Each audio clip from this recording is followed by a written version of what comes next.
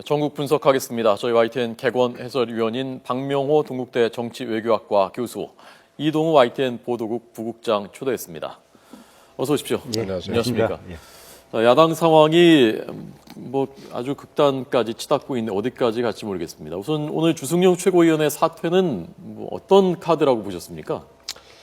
안 전 대표가 지난 일요일이었죠. 최후 통첩성 발언을 통해서 이제 문 대표에게 어떻게 보면 최후 통첩을 했고, 그 이후에 이제 문 대표 쪽에서 아무런 반응이 현재까지 없는 상황이고, 명확한 언급은 안 했지만 어찌되었든 독자 행보를 하겠다라는 것이 내외의 환경상 드러나는 것으로 보여졌을 때, 이제 비주류 측에서 선택할 수 있는 카드가 더 이상 존재하지 않는다.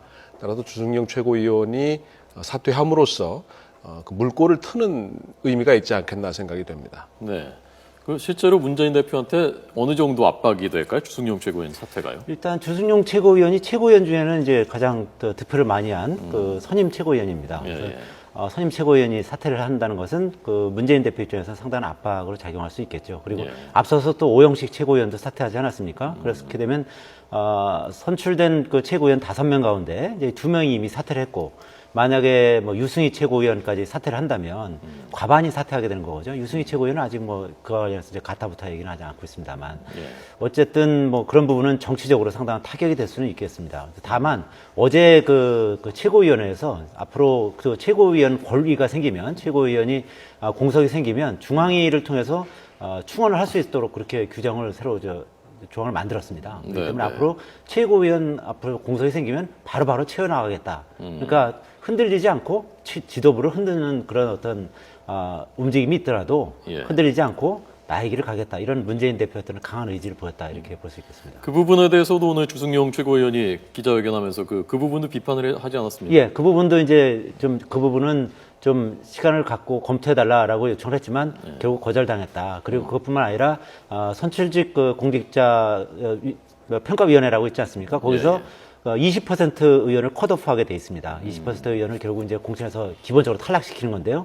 127명 현역 의원 가운데 한 25명 정도가 이제 탈락 대상이 되는 건데, 이제 그와 관련한 이제 시행 세칙이 어제 최고위원회에서 또 그 부분도 의결됐습니다. 근데 이 부분도 조금 보류해달라고 요청을 했습니다만 결국 문재인 대표는 거절했다는 거죠. 그에 대해서도 주승용 최고위원은 상당히 이제 그래도 섭섭함을 피력을 한 겁니다. 예. 주승용 최고위원이 그러니까 대표 다음에 최고 득표를 했었던 수석 최고위원일 뿐만이 아니라 또 호남이라는 상징성이 있지 않습니까? 그렇습니다. 그 비주류 중에서 이제 호남을 대표하는 최고위원이었기 때문에 결국 주승용 최고위원의 이제 사퇴는 호남 비주류 의원들의 어떤 의견을 대변한 것이 아니냐 생각이 되고, 결국 이제 비주류 쪽에서의 탈당이 이루어진다라고 한다면 수도권 비주류보다는 상대적으로 호남 비주류가 먼저 선도 탈당을 할 가능성이 높기 때문에 어떤 기폭제로서 신호탄을 올린 것이 아니냐라고 보여지는 것입니다. 예. 자, 그러면 저희가 주승용 최고위원을 직접 전화로 연결을 해서요, 한번 직접 물어보고 두 분도 궁금하신 거 직접 물어보시기 바랍니다. 주 최고위원님, 이제 사퇴하셨지만 안녕하십니까? 안녕하세요. 주승용입니다. 예, 목소리가 좀 안녕하시지 않은 것 같습니다. 오늘 문재인 대표가 그 주 최고위원님 회견한 뒤에 관훈클럽 토론 참석한 거기서 한 발언 들으셨죠? 예, 정확히는 못 들었습니다만 대충 거절하신 것으로, 예. 안철수의 핵심잔대를 거절하신 걸로 들었습니다. 예. 전당대회에서 대표 뽑는 것은 결단코 받아들일 수 없다라고 말씀하셨는데요. 다시 이제 말하자면 다시 반응을 보인 거거든요. 어떻게 생각하십니까? 제가 어제도 사퇴를 염두에 두고 마지막으로 문재인 대표에게 제 사퇴 입장을 표명하는 것이 도리일 것 같아서 독대를 요청했고, 한 80분간 같이 만나면서 문재인 대표 아니가 어떻게든지 안철수의 탈당만큼은 막아야 된다. 예. 그래야 우리 당의 파국을 막을 수 있다. 그렇게 하기 위해서는 중앙위원회에서 해서 모든 걸 해결하는 것보다는 어쨌든 한번 전당대회를 열어줬으면 좋겠다. 그게 안철수의 파국을 막는 것이다. 라고 이야기를 드렸고, 예. 또 당내 현안 문제에 대해서 지금 문재인 대표 체제로는 안 된다는 것이 당내에 대부분 공감하고 있고, 또 호남을 비롯한 국민들의 민심이기 때문에 뭔가 지도체제의 변화를 주기 위해서는 문재인 대표께서 결단해 주셨으면 좋겠습니다.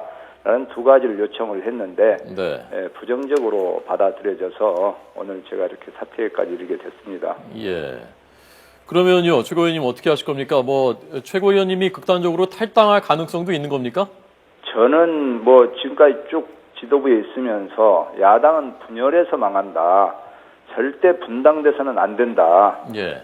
그 입장을 계속 고수를 해왔습니다. 근데 지금 저는 안철수 전 대표가 지금 탈당을 할까 정말 걱정입니다. 예. 그래서 일단은 안철수 대표가 탈당하지 않도록 하는 모든 책임은 문재인 대표에게 있습니다. 어제도 문재인 대표한테 이야기를 하니까 주 최고님이 가서 좀 탈당을 좀 만료하도록 설득하십시오라고 저한테 이야기를 오히려 하던데 예. 제가 무슨 힘이 있습니까? 문재인 대표가 가서 이야기를 해야죠. 네, 그런 말씀을 드렸는데 예. 일단 안철수 대표를 막는 것이 저는 가장 시급한 급선무라고 생각을 합니다. 예. 만약에 안철수 전 대표가 결국 탈당하면요, 그럼 어떻게 하실 겁니까? 탈당을 하게 되면 아마 후속 탈당이 줄을 이을 수밖에 없고요. 예. 이렇게 계속 갈 경우에는 이 당이 상당히 어려워질 것이고 그렇게 되면 밖에 있는 신당과 또 결속되지 않겠나를 생각을 합니다. 저는 네. 어쨌든 아직 탈당에 대해서는 전혀 생각하지 않고 있습니다. 예. 자, 이동우 국장께서 물어보시죠. 그러면 지금까지 그 야당 같은 경우 보면요. 17대, 18대, 19대 계속 총선 전에 이 전당대회 또는 창당대회를 통해서 새 지도부를 구성을 해왔거든요. 근데 네네. 지금 계속 문재인 대표는 혁신전대라든지 이런 부분에 대해서 반대를 하고 있지 않습니까? 네네. 그 가장 큰 이유는 뭐라고 보십니까? 저는 어제도 문재인 대표한테 일단 그 어떤 갈등의 전대, 분열의 전대, 대결의 전대가 아닌 화합의 전대를 1월 중에 합시다. 지금까지 총선 앞두고 2000년, 2004년, 2008년, 2012년 계속해서 전당대회를 해왔고 심지어는 2월 달에도 전당대회를 했습니다.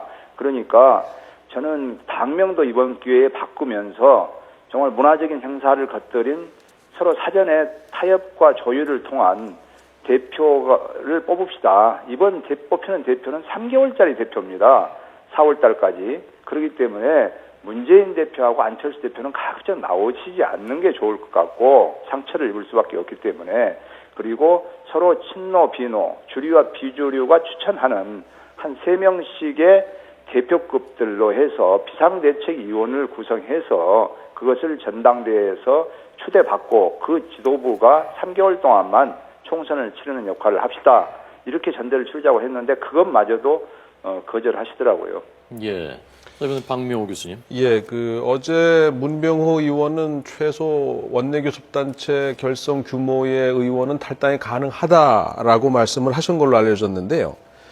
대부분의 비주류 의원들이 탈당하고 이제 거의 끝물이다. 이렇게 되면 우리 주승용 의원께서도 탈당하실 생각이십니까? 그것은 정치는 생물이기 때문에 제가 탈당하지 않겠다라는 말씀은 안 드리겠습니다. 하지만 절대 당이 저는 언제든지 다시 또 이렇게 헤어졌다가 다시 만날 수도 있는 것도 정치이기 때문에 문병호 의원께서 20명, 30명인가는 잘 모르겠습니다. 어느 정도 될는지 모르겠습니다만 하여튼 제가 지도부는 물러났지만은 지도부에 있었던 사람으로서 최소한 분당이 되지 않도록 탈당이 이루어지지 않도록 최선의 노력은 다 하고 저는 이것이 안 됐을 경우에는 저도 그런 감당은 제가 뭐라고 말씀드리기가 아주 어렵습니다. 예, 알겠습니다.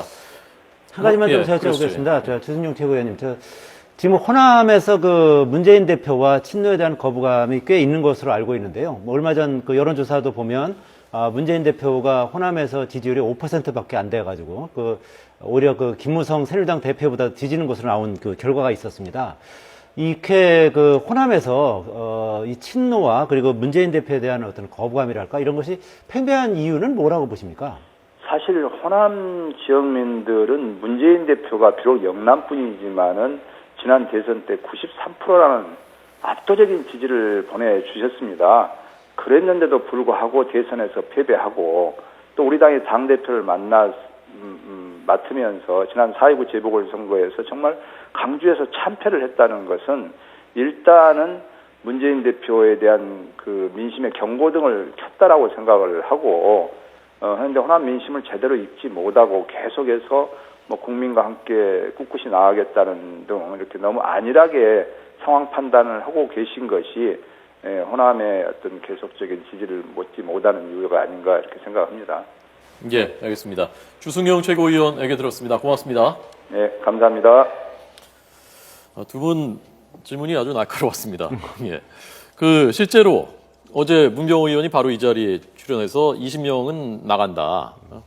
그 중에 10명은 수도권 10명 정도 호남이 될 것이다. 라고 말했는데, 안철수 의원의 탈당, 그리고 이어서 후속 탈당, 이게 빠른 시일 안에 이루어질 가능성을 두 분은 어느 정도 현실성이 있다고 보십니까?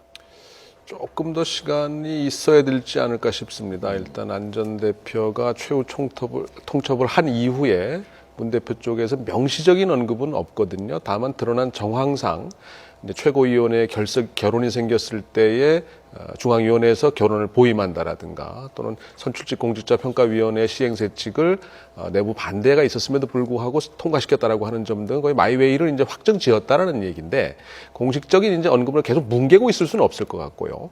또 안 전 대표 입장에서도 계속 기다린다라고만 할 수도 없는 상황이기 때문에 결국 안 전 대표가 어떤 선택을 하는 것을 구체적으로 택했을 때가 시점이 아닐까 생각이 되고 그를 위한 각종 어떤 명분 쌓기 예를 들면 이제 문재인 대표의 선택을 계속 압박한다라든가 촉구한다라든가 또 이런 식의 이제 당무 거부 또는 사퇴 등이 점증하면서 일정 시점까지 계속 좀 임계점을 향해 달려가지 않을까 생각이 됩니다. 예. 제가 보기에는 뭐 이미 두 분은 그 문재인 대표와 안철수 전 대표는 사실상 결별 상황에 들어갔다 이렇게 보여지고요. 실제로 문재인 대표가 오늘 관훈 토론회에서도 대결을 위한 전당대회는 불가하다고 확실하게 못을 박았습니다. 그러니까 사실상 최후 통첩을 준 거고요. 또 그 어제 그 고정희 시인의 상한 영혼을 위하여라는 시를 갖다가 이제 SNS에 올렸지 않습니까? 그 시를 보면 외롭기로 작정하면 어딘들 못 가랴. 뭐 가기로 목숨 걸면 해가 진들 문제랴. 마이웨이를 선언한 거죠. 그러니까 나는 나의 길을 가겠다. 안철수 당신은 당신의 길을 가라라고 사실상 이제 선언한 셈이기 때문에 이제 다만 이제 이 결행하는 시기가 이제 문제일 텐데요. 지금 이제 박명호 교수님 말씀하신 것처럼 어느 정도 이제 정치라는 게 명분과 어떤 세력이 있어야 되는 거니까 어느 정도 명분을 축적한 뒤에 탈당을 결행할 가능성이 높다. 그리 되면 문병호 의원이 얘기한 것처럼 뭐 30명까지는 모르겠습니다만 최소한 교섭단체 구성 20명인데요. 그 정도는 가능하지 않을까 이렇게 보는 것이 정치권 안팎의 어떤 공통된 시각입니다. 특히 교섭단체를 구성하는 것은 대단히 중요한 것이 내년에 이제 총선이 있는 해이기 때문에 일단 교섭단체를 구성한 정당에 그 전체 액수의 절반을 그 국고보정을 나눠줍니다. 그리고 나머지를 이제 그 정당 그 의석수대로 이제 분배해주기 때문에 50억 이상의 국고보조금을 내년에 보조를 받게 됩니다. 그러니까 그렇게 되면 그 정도 액수 가지고도 충분히 총선을 칠 수가 있거든요. 총선이라는 건 어쨌든 또 실탄이 있어야 되는 거니까. 이제 그런 면에서 또 하나의 어떤 정당을 만든다고 했을 때 그 정당의 일종의 얼굴, 그러니까 대선 후보가 있어야 되는 건데요. 그렇게 되면은 이제 안철수라는 어떤 확실한 이제 대선 후보가 있게 되기 때문에 일종의 어떤 그 하나의 정당으로서 이제 제대로 자리매김할 수 있는 뭐 그런 부분이 되는 겁니다. 지금 이 문재인 캠프, 안철수 캠프 쪽에서 누가 결정적인 조언들을 해주고 있느냐, 방향을 기류를 어떻게 이끌어가고 있느냐. 요즘에 영화 내부자들이라는 게 인기라고 하는데 이 캠프에는 지금 내부자가 누구냐에 대해서 여러 관측들이 오늘 신문들에도 좀 보도가 됐고요. 두 분은 누구누가 지금 그 키를 쥐고 있는 것 같습니까? 그 내부에서.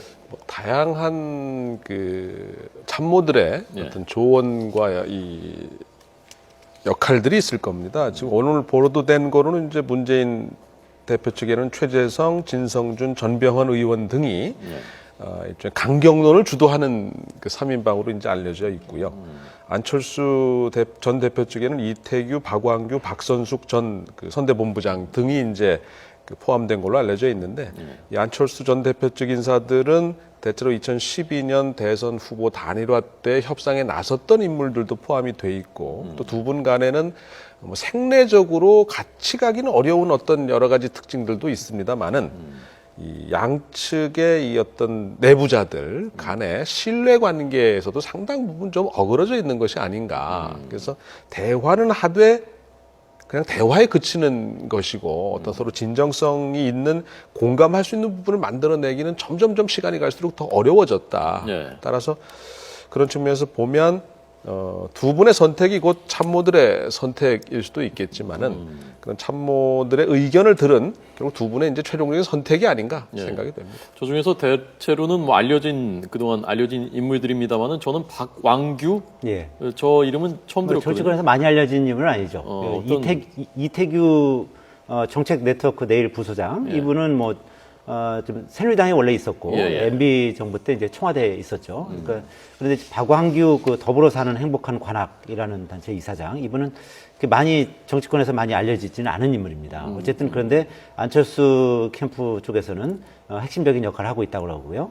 특히 이제 그중에 이태규, 박선숙 이 두 분은 지난 그 2012년에 후보 단일화 문재인 그 당시 후보 단일화 협상할 때 예. 핵심 멤버였었죠. 그래서 예. 정치권에서는 지금 후보 단일화 시즌 2를 벌이고 있다. 뭐 이런 얘기도 이제 하고 있는데요. 네. 결국 그만큼 이제 그 당시 후보 단일화 협상을 거치면서 양측의 그 갈등이 굉장히 그 심해진 거고 이제 서로 믿지 못할 상대다 이런 뭐 생각들이 상당히 많았다는 겁니다. 이제 그런 것이 이번에 다시 이제 그런 부분이 더 이제 갈등이 폭발하는 이제 그런 상황에 온 거죠. 네. 자, 좀 여당 상황은 좀 더 지켜보겠습니다. 예. 여당 얘기 잠깐 요즘 여당 얘기는 좀 묻혀서 잘 못했는데요. 여기도 뭐 간단치는 않거든요. 지금 총선이라는 공천을 앞두고 있기 때문에 지금 전략 공천, 그다음에 결선 투표제 이 두 가지가 키워드인 것 같은데 이게 어떤 의미들을 갖고 있는 것이고 친박 비박 사이에 이게 왜 지금 굉장히 첨예한 문제인지 이거 좀 해설을 좀 해주셨으면 좋겠습니다. 우선 전략 공천이라는 거는요. 그러니까 일단 새누리당에는 전략 공천이 아니라 이제 우선 공천 제도라는 게 있습니다. 예. 그러니까 우선 공천을 통해서 어쨌든 그 취약지나 아니면 여성을 이제 그 배려하기 위해서 우선 공천하는 건데 지금 특히 이제 친박계에서 우선 공천을 많이 주장하는 거거든요. 그러니까 특히 이제 대통령이 말하는 그야말로 이제 진실한 사람들, 뭐 대통령이 좀 많이 생각하는 이제 그런 분들을 우선 공천하자 이런 네. 게 이제 친박계의 의견인 거고요. 네, 네. 또 하나는 지금 이제 말씀하시는 결선 투표라는 것은 아무래도 이제 친박들이 생각하는 그런 후보들은 지역에서 이제 현역 의원에 비해서 지명도가 좀 떨어지지 않겠습니까? 예, 예. 그러면 경선을 했을 때 1등 하기가 참 사실 쉽지 않은 상황인 거죠. 아무래도 지명도가 떨어지기 때문에. 예. 근데 2등 정도를 했을 경우에 1등인 후보가 50%를 넘지 않으면 이제 결선 투표를 하자. 1등, 2등이. 그렇습니다. 예. 네, 그렇게 되면은 지금 현재 현역 의원에 대한 어떤 교체 지수가 굉장히 높지 않습니까? 그렇기 때문에 결국 그렇게 되면 결선 투표를 갔을 때 친박계들이 생각하는 그런 후보들이 결국 역전을 해서 결국 후보로 확정될 가능성이 높다. 이렇게 예. 보고 있기 때문에 특히 친박계에서는 우선 공천제 그리고 결선 투표를 강력히 주장하는 것이고요. 결선 투표는 하기로 이제 최고위원회에서 결정을 한 거죠. 예컨대 유승민 의원 지역구 같은데 대구 동구에서 지금 그냥 바로 투표를 하면은 1등 되기는 어렵지만 예. 일단 2등 차지한 다음에 1, 2등 결선 투표로 하면은 다 모아서 합종연행하면은 또 역전시킬 수도 있다. 예, 그렇습니다. 그렇게 예. 보는 거죠. 그렇죠. 특히 이제 대구 경북 지역의 경우에는 아무래도 이른바 진박, 진실한 사람들이 진박. 한두 분이 아니기 때문에 예. 이분들이 이제 단결했을 때, 즉 결선 투표는 결국 두 분만 올라가는 거기 때문에 누가 올라갈지를 한번 해보고 그 중에 한 사람한테 몰아주자. 예. 이렇게 되면 이제 승부를 예측하기 어렵다는 것이고요. 지금 뭐 야당에 가려서 그렇지 여당도 지금 이제 아주 잠복적인 문제가 아주 있는 거고요. 그리고 같은 문제 다른 해결 방식이 아닌가 생각이 됩니다. 따라서 여당도 곧 어떻게 해결이 이제 되고 결국 해결이 되게 나가겠지만은 이런 문제들이 점점점 더 수면 위로 이제 올라올 수밖에 없는 시기가 되지 않았나 싶습니다. 예. 김무성 대표가 어제도 청와대 가서 어제 분위기는 대통령하고 뭐 화기애애하게 대화를 했다고 합니다만은 공천 문제에서 어차피 이해관계가 맞부딪힐 수밖에 없는 거고 특히 전략 공천 문제는 하려면 나를 죽이고 하라라고 얘기를 했다는데 김무성 대표 입장에서는 지금 어떤 겁니까? 그 이해득실이요. 김무성 대표는 지금까지 계속 오픈 프라이머리에 정치 생명을 걸겠다고 했었는데 사실상 오픈 프라이머리 이제 불가해진 거 아닙니까? 야당에서 안 하기 때문에요. 그리고 전략 공천은 없다. 전략 공천을 하려면 뭐 나를 죽이고 가라. 뭐 이런 식으로까지 이제 강력하게 이렇게 얘기는 하고 있습니다만 현실적으로 야당이 아까 말씀하신 대로 기본적으로 20%를 컷오프하는 거거든요. 예, 예. 그러면서 이제 그런 부분에 이제 전략 공천을 한다는 건데 여당이 전략 공천 없이 그러니까 소위 말하는 우선 공천 없이 과연 이 세피를 수혈할 수 있을까? 그 부분은 사실 의문인 부분이 많거든요. 제가 궁금한 것은요. 전략 공천을 하게 되면 거기에 그 청와대에서 내려보내는 사람들도 있겠지만 당 대표니까 공천권이 있는 거지 않습니까? 그렇습니다. 본인의 사람들을 심을 수 있는 그런 여지도 있는 건 아닙니까? 근데 이제 김무성 대표 같은 경우는 본인이 예. 그런 20% 컷오프라든지 전략 공천이라든지 이런 걸 통해서 2번 연속으로 그 공천에서 배제를 됐거든요. 예. 그렇기 때문에 이제 국민에게 공천권을 돌려주자. 그러니까 상향식 공천을 하자 이런 의견이 상당히 강한 거죠. 예. 그러니까 뭐 어떤 일종의 어떤 공천에 대한 트라우마라고 할까요? 예. 뭐 그런 거죠. 교수님께서 김무성 대표한테 좀 조언 좀 해주시죠. 정치적인 조언. 김무성 대표가 5선 의원입니다. 이제 6선에 도전하는 셈이고 대선 후보 중에 한 분이시기 때문에 나름의 정치력을 발휘할 거라고 생각합니다. 이게 뭐 전부 다 갖느냐, 전부 다 잃느냐의 게임이긴 하지만 정치력이라는 걸 통해서 어느 정도 이제 적절한 균형점을 찾아내지 않을까 생각이 되고요. 그 과정까지 이제 좀 우여곡절이 많을 겁니다. 또 그때그때 대표의 역할이 있을 것이고 또 내부적으로는 또 뭐 우격다짐도 있을 거고 뭐 여러 가지 뒤탈도 있을 거고 싸움이 이제 끊이지 않겠지만은 어쩔 수 없습니다. 이 본질적 성격상 다툴 수밖에 없는 사안이기 때문에 다투되 그 틀을 지키느냐 못 지키느냐가 결국 지금 야당과의 여당의 어떤 차별성이 아닐까 생각이 됩니다. 예, 알겠습니다. 오늘 전국 분석 이동우 부국장님, 박명호 교수님 두 분 잘 들었습니다. 고맙습니다.